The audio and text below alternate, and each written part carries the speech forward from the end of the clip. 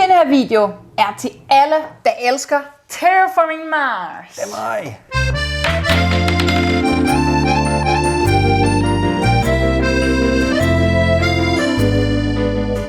Er du klar på en vild nyhed, Morten? Ja, nej. Terraforming Mars skal blive storebror. What? I form af Terraforming Mars The Dice Game. Det her er en prototype, som jeg har fået lov til at låne af Frix Games. Stort tak til det. Tusind tak. Morten, det er dig, der er egentlig den største Terraforming Mars nørd af os to. Har du ikke lyst til at forklare? Jo, det kan jeg da godt. Det du ser, det der er inde i boksen, og det jeg kommer til at forklare, kan nå at ændre sig, når spillet kommer ud. Jeg går ud fra, at I har spillet Terraforming Mars i den her forklaring af spillet. Og husk, det er bare et overblik. Det er ikke de helt specifikke regler.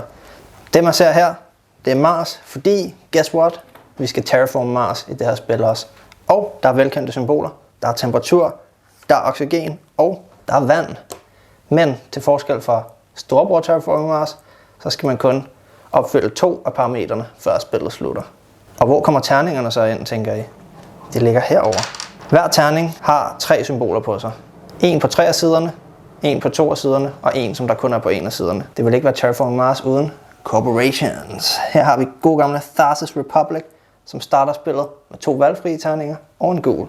Der er selvfølgelig en hel række corporations, fordi det er nice. Lad os kigge på et grønt kort. Som jeg ser her, en mine. God gamle. Den koster de her 3 terninger at købe.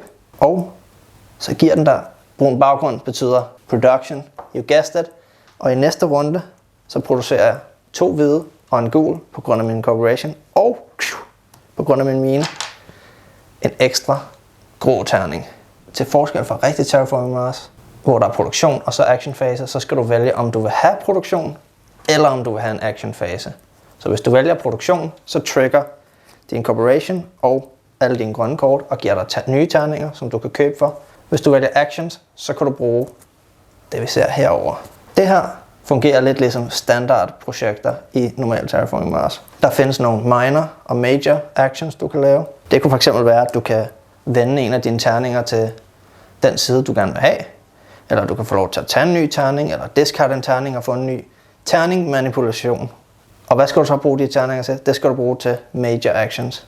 Du kan enten købe nogle kort herovre fra et marked, der er, eller du kan terraforme, eller gøre alt muligt andet for dine ressourcer, dine terninger. Og her kommer de blå kort. De har action-symboler, som den her for eksempel, der gør, at jeg kan betale 1 energi, og så kan jeg få lov til at vende en terning om til en anden side. Og så er der de røde, som er one-time events, ligesom normalt Terraforming Mars. Den her gør, at jeg må placere en by. Når man placerer ting ud på brættet, så placerer man ikke en cube oven på den her. Man placerer en skov.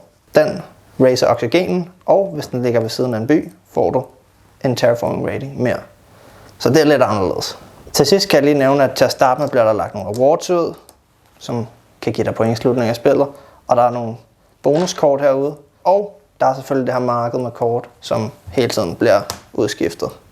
Og det var egentlig det. Det var reglerne. Det var det. Et reelt overblik, by the way. Hvorfor vil man så have The Dice Game i stedet for Terraforming Mars? Det vil man, fordi at The Dice Game er Terraforming Mars i en kortere udgave. Ja, men hvorfor vil man have det?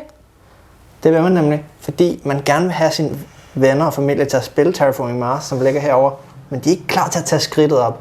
Så giver du dem lige et lille step inden, Okay. og så kan de tage steppet op til Terraforming Mars. Okay, så i stedet for at lave sådan en gateway-spil, så tager man den allerede ind i Terraforming Mars-universet. Og så når du skal forklare rigtig Terraforming Mars, så kan du bare sige, det er ligesom de skove, du placerede her, og ligesom de her symboler. Og der er næsten ikke nogen bogstaver i det her, det er ren symbolik, så det er sprog uafhængigt, så det virker som om, at man forstår det bedre, når man kigger på kortet, hvad det gør. Okay, tak Morten, Tak. fordi du er gået igennem den her prototype. Og tak til Frix Games, som har lånet os til at spil. Vi glæder os sindssygt meget til det kommer ud.